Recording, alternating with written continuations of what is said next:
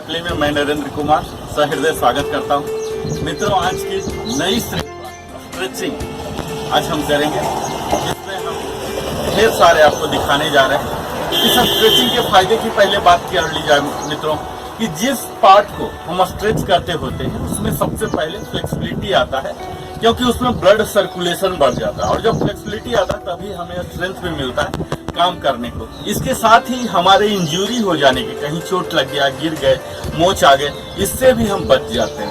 इसी तरह से इसके कई फायदे हैं। हमारे माइंड भी फ्री हो जाते हैं, स्ट्रेस फ्री हो जाते हैं, टेंशन फ्री हो जाते हैं। इस तरह से हम इन स्ट्रेचेज एक्सरसाइज को आप वार्मिंग अप के तौर पर ले सकते हैं, पर आइडियली मैं आपको सजेस्ट करूंगा आप पहले वार्म अप कर लें, चाहे वॉकिंग करके, रनिंग करके, और उसके बाद आप वर्कआउट भी कर लीजिए। और वर्कआउट करने के बाद आप स्ट्रेचिंग करेंगे तो ये कंप्लीटली होगा और तब आपको सबसे ज्यादा फायदा करेगा। और अगर आप वार्म अप नहीं कर पा रहे हैं, आप वृद्ध हैं या आपके पास समय की कमी है, तो आप सीधा स्ट्रेचिंग कर सकते हैं और स्ट्रेचिंग के बाद वर्कआउट कर सकते हैं। या वो भी नहीं हो रहा तो सिर्फ स्ट्रेचिंग करके भी छोड़ सकते हैं। जितना हो रहा तो ये भी आपके लिए बहुत फायदेमंद होगा। तो आइए हम एक एक करके आपको दिखाते हैं आज स्ट्रेचिंग, और मुझे उम्मीद है यह हर आयु वर्ग के लिए मैं कवर करने जा रहा हूँ, तो सबके लिए फायदा होगा। इस श्रृंखला को बारी बारी से आप देखते जाइए, बहुत ही फायदेमंद होने जा रहा है। तो हम बात करते हैं आज स्ट्रेचिंग टेक्निक की। कई प्रकार के स्ट्रेचिंग टेक्निक हैं, जिसमें से प्रमुख हैं डायनामिक, स्टैटिक, बैलिस्टिक, पैसिव और एक्टिव स्ट्रेचिंग। इन पांचों में से सबसे ज्यादा आम है स्टैटिक और डायनामिक। तो आइए हम इन दोनों के बारे में बारी बारी से विस्तार में जानते हैं। स्टैटिक स्ट्रेचेज में हम होल्ड करते हैं किसी भी स्ट्रेच को एक कंफर्टेबल पोजीशन में, सुविधाजनक, जिसमें आरामदायक हो, कुछ अवधि के लिए। जनरली यह अवधि 10 से 30 सेकेंड का होता है और इसी फॉर्म को हम ज़्यादा करते हैं और सबसे ज़्यादा फायदेमंद होता है। और इस स्टैटिक स्ट्रेचेज को हम एक्सरसाइज के, वर्कआउट के बाद किया करते हैं।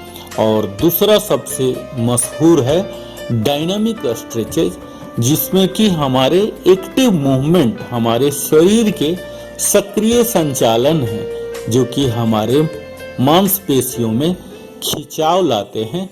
लेकिन इस स्ट्रेच को हमें खिंचाव को रोक कर नहीं रखना होता, इन्हें एक अंतिम पोजीशन पर, एंड पोजीशन पर ले जाना होता और तुरंत वापस ले जाना होता है। इस डायनामिक स्ट्रेचेज को हम जनरली वर्कआउट से पहले करते हैं, ताकि हमारे शरीर और मसल्स इन वर्कआउट के लिए तैयार हो सके। मित्रों, हम डायनामिक स्ट्रेचेज करते हैं अपने शरीर को तैयार होने के लिए, और स्टैटिक स्ट्रेचेज करते हैं वर्कआउट के बाद, ताकि किसी भी तरह की खतरा की संभावनाओं को नकारा जा सके। ये हम बात करते हैं कि कैसे हमें स्ट्रेचिंग प्रारंभ करना है। तो अगर आप बिगिनर हैं, बिल्कुल शुरू कर रहे हैं, तो हमें यह बड़ा ही धीरे धीरे स्टार्ट करना है। हमारे शरीर को भी एक समय चाहिए उसे समझने में और सही तरीका से काम करने में। बेहतर तरीके से जो भी वर्कआउट कर रहे हैं, स्ट्रेचिंग कर रहे हैं, उसके टेक्निक को समझना है और समझ कर ही करना है, नहीं तो हमें रिस्क हो सकते हैं, इंजरी भी हो सकते हैं। हम कभी भी स्ट्रेचिंग कर सकते हैं, और जिस दिन हम एक्सरसाइज करते हैं तो हमें यह टारगेट करना चाहिए कि 5 से 10 मिनट का डायनामिक स्ट्रेच हम जरूर करें मेन वर्कआउट से पहले। मेन वर्कआउट के बाद 5 से 10 मिनट का स्टैटिक स्ट्रेचिंग भी अवश्य करें।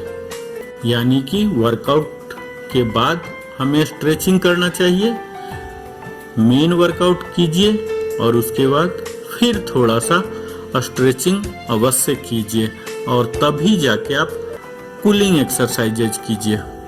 यहाँ तक कि सप्ताह के अगर आप 5 दिन ही कर रहे हैं, 3 ही दिन कर रहे हैं और जिस दिन आप नहीं कर रहे हैं एक्सरसाइज, तो उस दिन भी कम से कम 5 से 10 मिनट का समय स्ट्रेचिंग के लिए कभी भी निकाल लीजिए, जिससे कि यह लचीलापन में तो सुधार लाएगा ही और हमारी मांसपेशियों में भी तनाव और दर्द को घटाएगा।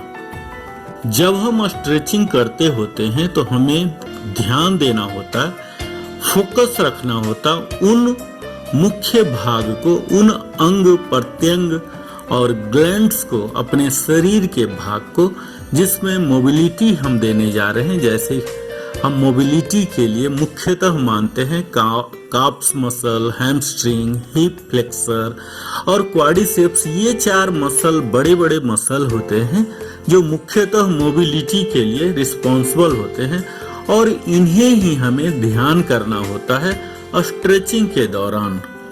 हम अपर बॉडी के लिए रिलीफ के लिए स्ट्रेचिंग कर रहे हैं तो हमारा ध्यान अपने कंधों पर, गर्दन में और लोअर बैक पर होना चाहिए। इन सारे स्ट्रेच को हम 30 सेकेंड्स तक होल्ड कर सकते हैं और हमें बाउंसिंग परित्याग करना है, नहीं ऐसा करना है। स्ट्रेचिंग हमारे समग्र स्वास्थ्य को बेहतर बनाएगा अगर हम इसे बेहतर, सुनियोजित और व्यवस्थित तरीके से करें और तभी हमारे शरीर को यह संपूर्ण लाभ दिला सकता है। यह न कि हमारे शरीर को फायदा ही दिलाता है, यह हमारे मस्तिष्क को भी, मन को भी फायदा दिलाते हुए इसे तनाव मुक्त कर देता है। जैसा कि हम जानते हैं स्ट्रेचिंग हमारे ब्लड सर्कुलेशन बढ़ा देता है और यह जब ब्लड सर्कुलेशन बढ़ता है तो इसी सर्कुलेशन में, परिसंचरण में हमारे न्यूट्रिएंट्स भी फ्लो करते हैं, जिससे कि हमारे सोरनेस जो कड़ा हो जाता है वो भी आसानी से लिक्विडेट हो जाता है और हमारी फ्लेक्सिबिलिटी बढ़ जाती है और वहाँ ताकत भी आ जाता है सोरनेस को घटा के। और स्ट्रेचिंग से हमारे शरीर में ऊर्जा का सृजन भी बढ़ जाता है, क्योंकि इससे हमारे ब्लड सर्कुलेशन, न्यूट्रिशनल फ्लो संपूर्ण शरीर में पहुंचने लगता है, जिससे कि हमारा पूरा शरीर तरोताजा महसूस करने लगता है और हमारे ऊर्जा की स्तर बढ़ जाती है।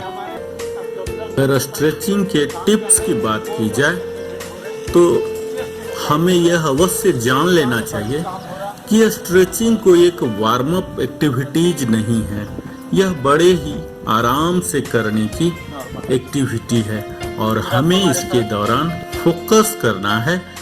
जिस पार्ट के लिए हम काम कर रहे हैं, जिस ऑर्गन को इन्वॉल्व कर रहे हैं, वहीं हमें फोकस करना है और बाउंसिंग को, ज़्यादा उछलना कूदने को अवॉइड करना है। स्ट्रेचिंग के दौरान हमें कम से कम 2 से 3 दिन हर सप्ताह में 10 मिनट का कम से कम अवश्य करना चाहिए। बिल्कुल सही तरीके से टेक्निक को जानते हुए ही स्ट्रेचिंग करना चाहिए, जिससे कि किसी भी तरह के खतरा को खत्म किया जा सके। तरीके से किया हुआ स्ट्रेचिंग हमारे शरीर के लिए हानिकारक भी हो सकता है। किसी तनाव में हैं या ऑलरेडी इंज्योर्ड हैं तो बेहतर यही होगा कि हम स्ट्रेचिंग ऐसे वक्त में ना करें, जिससे कि हमारे मसल को ओवरवर्क हो जाता है।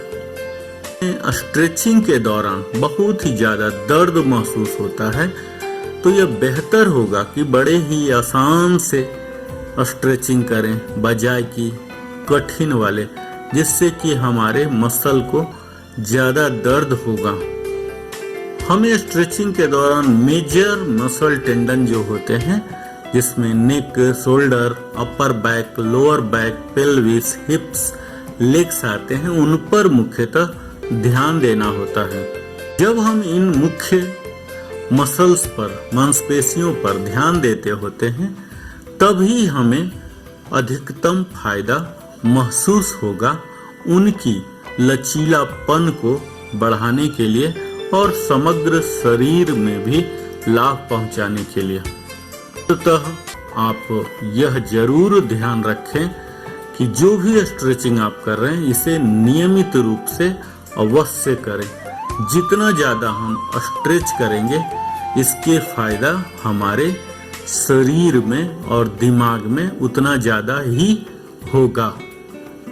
यह एक बड़ा ही बढ़िया तरीका है हमें अपने नियमित काम से ब्रेक लेने का, अपने व्यस्त जीवन से थोड़ा सा आराम करने का और खुद को रिचार्ज करने का और ज़्यादा ताकतवर बनाने के अपने मस्तिष्क को और शरीर को। मुझे उम्मीद है आप हमारी बातों को बेहतर से समझे होंगे और मुझे पूरी उम्मीद है आप इसे अवश्य काफ़ी फायदा उठाएंगे।